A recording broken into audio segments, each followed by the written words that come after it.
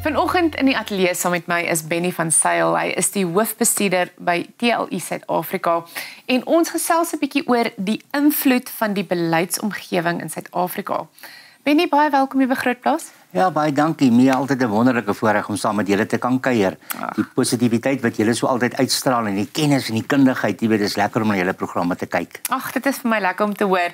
Ek dink mens kan nie landbou op sy eie sien nie. Nou alles is deel van iets en deel van iets. Nou, as ons kyk na die beleidsomgewing in Suid-Afrika, wat is die beleidsomgewing? Weet jy, Mia, dit is vir ons 'n baie belangrike faset, want die beleidsomgewing bepaal mense se keuse ten opsigte van gaan ek besigheid doen, gaan ek belê in die land. En daai beleidsomgewing is wat die regering van die dag implementeer ten opsigte van hoe ontwikkel hy die land in 'n bepaalde rigting. Ja. Nou ons moet nou hieroor iewers regtig met mekaar sommer behoorlik eerlik raak. Kom ons doen. Want ek dink dit is belangrik, want almal wil graag hê Suid-Afrika moet werk, hy moet funksioneer, hy moet effektief wees, hy moet groei, hy moet welvaart skep. Maar ongelukkig is dit nie wat tans gebeur nie. Ons het in 1994 het ons 'n redelike reeks met sy ops en sy afs maar werkende instellings gehad. Ons dink hier aan die spoorweë, die SAL, die Eskoms, die poskantoor. Ons kan op die ry afgaan. Almal ken dit. En die vraag vandag is watter van hulle is nog baie effektief, funksioneel, doeltreffend. En ongelukkig is dit nie meer so nie. Wat het gebeur? En hierdie goed is alles beïnvloed deur 'n beleidsomgewing van ek noem dit transformasie. Daar's niks fout met die woord transformasie nie, want dit beteken vir my om iets te verander na iets beters toe. Maar die wyse van hoe dit nou die afgelope jare toegepas was, het eintlik iets verander na iets slegter toe. En nou sit ons met hierdie transformasie agenda wat ongelukkig vir ons in Suid-Afrika soos toegepas. Ek wil nie die woord seermaak nie, ek wil die praktyk na kyk. Het ons nou gekom by 'n punt van waar ons nie meer die nodige groei kry nie. Mense is traag om te belê, want hierdie beleidsomgewing genereer wetgewing goed soos onteiening sonder vergoeding en dan begin mense traag raak om te sê maar ek wil nie graag belê in so 'n land nie. Die risiko is vir my te hoog. Ek wil nie graag daar betrokke raak nie. Nou sukses in 'n land om groei te kry beteken winsgewende besighede. Ja. Dit sluit in van 'n plaas tot 'n kafee tot 'n fabriek, alles. Dienste maatskappye almal. En ons sit op die oomblik vandag in Suid-Afrika net eenvoudig met te veel onsekerheid. Goed wat maak dat mense terugdeins. Nou waar kom dit vandaan? Al hierdie goed is die gevolge van 'n beleidsomgewing. Ons het oor tydperk heen beleef dat die staat, die ANC-regering by name, het gekom met die ontneming van mineraalregte, 'n aantasting op eiendomsreg, toe met waterregte dieselfde ook ontneem, verdere aantasting op eiendomsreg, en toe begin hulle met ESTA-wetgewing, en ons kan op die ry afgaan. 'n Hele reeks wetgewings wat van tyd tot tyd geïmplementeer word, en elke keer is daar so 'n bietjie van 'n proses om eintlik Suid-Afrika na 'n gesentraliseerde sosialistiese bestel te neem en uiteindelik 'n kommunistiese bestel. Hulle sê dit staan in hulle dokumente en bietjie vir bietjie is hulle besig om hierdie goed te implementeer. Nou onlangs het ons weer die een gekry oor die ontwikkeling en beskerming van landbougrond. Ja, dit is 'n mooi naam en daar binne staan sulke mooi goed, maar dan is daar 'n klousule dat die staat jou grond kan klassifiseer, dat hulle kan besluit wat jy daarop moet doen. En as hulle sê as jy die wet nie nakom nie, dan kan jy tot 'n 10 miljoen rand of 10 jaar boete of beide kry. Dit is die soort van goed wat inglip in wetgewing en mense lees oor dit, want jy sien die mooi dinge raak en dan is hier net hierdie een vaag klausuletjie wat op die einde van die dag dan die beheer gaan plaas in die staat se hande, dat hulle kan besluit hoe, wat, waar. En so word dit afgewentel besluite, beheer na provinsiale vlakke toe, sowel as munisipale vlakke toe. Soos byvoorbeeld hulle kan sê, ek het jou grond nodig vir die openbare belang. 'n Munisipale amptenaar kan dit besluit. As die onteieningswet dan nou as 'n voorbeeld gevat word, en dan het hy die reg om jou grond te onteien. So ons het 'n groot klomp goed. Ek wil nie vandag vreeslik ingaan op hierdie wetgewings en die goed nie, maar ons moet almal besef in Suid-Afrika, hier is 'n bepaalde proses aan die gang wat Suid-Afrika in daardie rigting druk. En ons moet dit raak sien. Ons moet nie naïef wees en elke ding op sy eie meriete kyk nie. Ons moet na die holistiese groter prentjie kyk en sien wat is besig om te gebeur. En as Suid-Afrika se aktiewe mense, daardie wat nou die geld bymekaar maak dat ons sosiale toelaag kan uitdeel vir al die werklose mense, wat daar is omdat ons nie voldoende besighede het wat werk nie.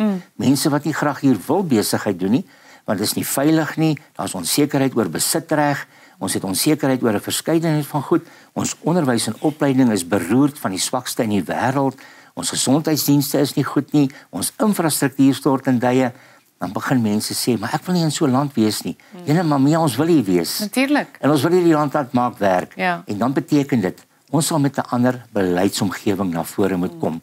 En dit is die agtergrond van hierdie bepaalde dilemma wat ons het. Dat die beleidsomgewing is vir ons 'n baie groot rooi lig wat ons oor tydperk heen gehad het en weet jy, steeds ervaar. Ons het nou 'n regering van nasionale eenheid, maar eintlik in praktyk sien ons nog hoe speel die ANC se beleid uit dat hy hierdie model wil finaliseer. En Suid-Afrika sal moet terugdruk as ons 'n suksesvolle land wil hê. Privaat besitreg, privaat eiendomsreg en 'n vrye markstelsel is daai meganismes as die vertrekpunt plus nog baie ander goed is nodig om welvaart te skep, om ekonomiese groei te skep. En ons ekonomie moet groei om seker te maak dat ons in Suid-Afrika dan wel die nodige geleenthede gaan skep dat ons die werkloosheid kan aanspreek, dat ons misdaad teewerk. Met ander woorde, al die negatiewe goed sal begin geneutraliseer word as ons se slag regtig om die regte redes ekonomiese groei kry. Dis nie 'n ideologiese aankondiging. Dit is die regte beginsels implementeer. Benny, hou vir my daai gedagte. Ons moet net gou ons landboukalender vir julle wys. So daar's soveel gebeur in die landbougemeenskap en ons maak seker jy weet van hulle almal. So bly gerus ingeskakel en hierdie is met trots geborg deur FR+.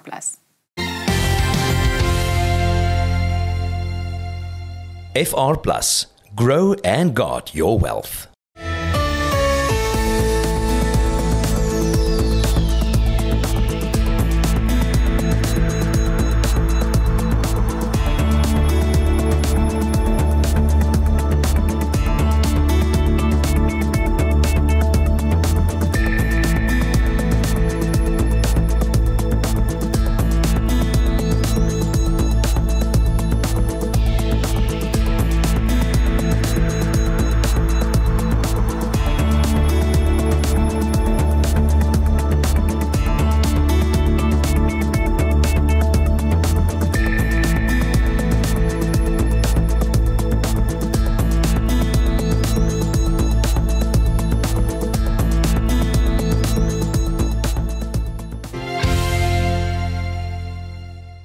Ek gesels verder met Benny van Sail. Hy is die hoofbestuurder by TLU Suid-Afrika. En ons praat 'n bietjie oor Suid-Afrika se beleidsomgewing, maar meer spesifiek hoe beïnvloed dit landbou?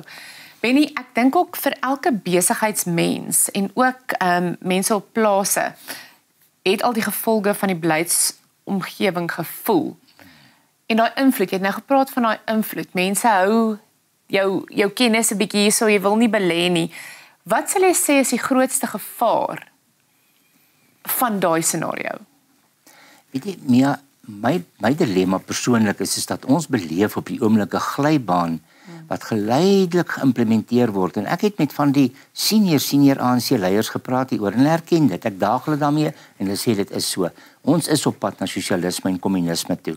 En daai glybaan gaan uiteindelik vir ons 'n gesentraliseerde beheerstelsel plaas wat die staat sal besluit wie wat waar.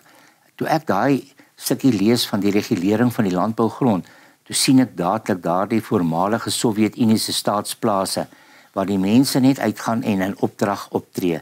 Jy het nie meer besluitnemingsbevoegdheid nie, die entrepreneurs word versmoor en die staat sal besluit wat doen jy en hoe doen jy dit en wanneer doen jy dit. En toe sien ek daai rooi lig dadelik hier voor my opgaan en ek besef maar ons kan nie Suid-Afrika so intoe vat nie, want al wat daai model uitgekom het wêreldwyd nog was armoede en baie hartseer en werkloosheid en negatiewe gevolge. En daarom moet ons in Suid-Afrika dalk heel terug gaan na blokkie nommer 0 toe. Ons moet dalk vir mekaar sê, ons het 'n ander opleidingsbenadering nodig. Mense moet leer dat jy die verantwoordelikheid moet aanvaar van wat die ekonomie van jou verg. En as jy dit nie aanvaar nie, dan gaan die markkragbeginsel jou afgooi en jy gaan nie werk hê nie, jy gaan arm wees en jy gaan armlastig wees. En dit geld vir alle mense. En daarom dink ek moet 'n mens gaan sê, kom ons gaan bou Suid-Afrika se blokkies weer 'n slag van voor af. En ons gaan kyk wat moet gedoen word, want vir 30 jaar het ons Suid-Afrika se kurwe omgedraai in 'n negatiewe rigting.